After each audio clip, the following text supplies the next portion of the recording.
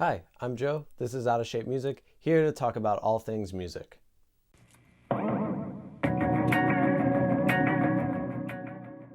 The topic of a perfect album has been on my mind lately, wondering what some of the characteristics are of a perfect album. The reason being is that the notion of a perfect album and music in general is so subjective, meaning one opinion isn't going to be true with every individual. Even records that are regarded as some of the best pieces of work in the art form are hated by someone. For example, there are actual living human beings in the world that hate the Beatles. Now, are those people immoral? Possibly, yes. All joking aside, there is some sort of relative agreement amongst critics on what makes a great album, like Sgt. Pepper's Lonely Hearts Club Band, or Abbey Road, or The White Album. In another sense, critics are far from perfect, and there are countless records that were once hated by critics that ended up being loved by them years later. Whether you yourself are into the critical analysis of records or not, anyone who listens to a great deal of music has a general sense of what makes a perfect or iconic album. Although nothing is technically perfect, there is a somewhat understanding related to crafting a great album.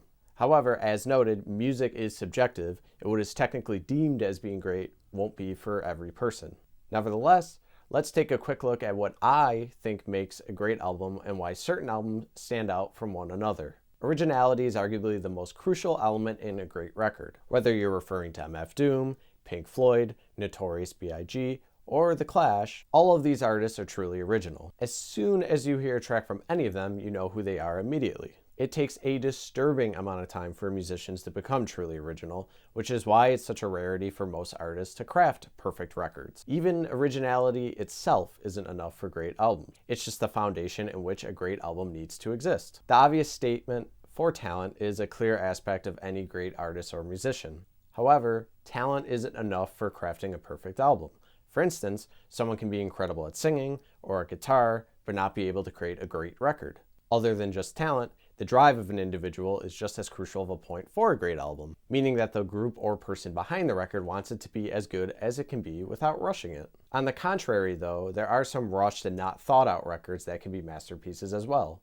From my perspective, people tend to overanalyze the idea of talent, seeing as there are so many artists that are technically great at what they do, but they can't make a decent record to save their lives. Basically, a musician doesn't need to know music theory or be classically trained in order to make a killer record.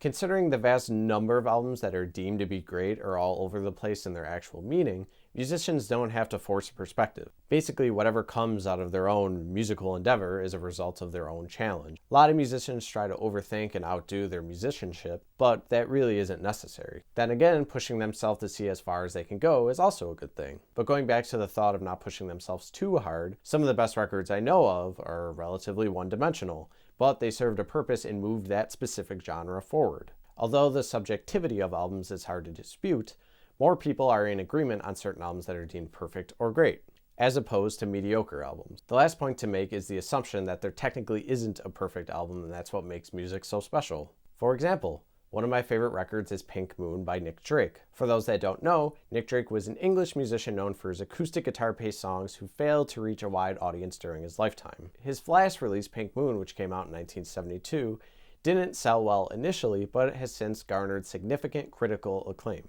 The record as a whole is very short, stripped back, raw, and intimate. Now, the textbook variation of perfection would mean that Pink Moon would have to sound flawless without any mistakes. However, while listening to it, you can hear some dead notes from Drake's playing with a very minimal production behind it. It's almost as if Nick Drake was just in his bedroom and they just hit record for 30 minutes. It not being perfected or expertly crafted is largely why I and so many others consider it to be a perfect album, or in other words, an iconic album. That leads me to my final point. What do you think about perfection when talking about albums? Is a perfect album simply subjective and it can only become iconic when a large enough audience thinks of it as being that? Let me know what you think and feel free to mention some of your favorite albums that you regard as perfect or iconic in the comments below. Also, check out the description for links to this channel's website where I have blog posts and other content regarding music. There are also links to Out of Shape Music's Instagram and Twitter, so check those out and give it a follow if you want to stay updated with the channel. Thanks for watching, I really do appreciate it. I'll talk to you all soon.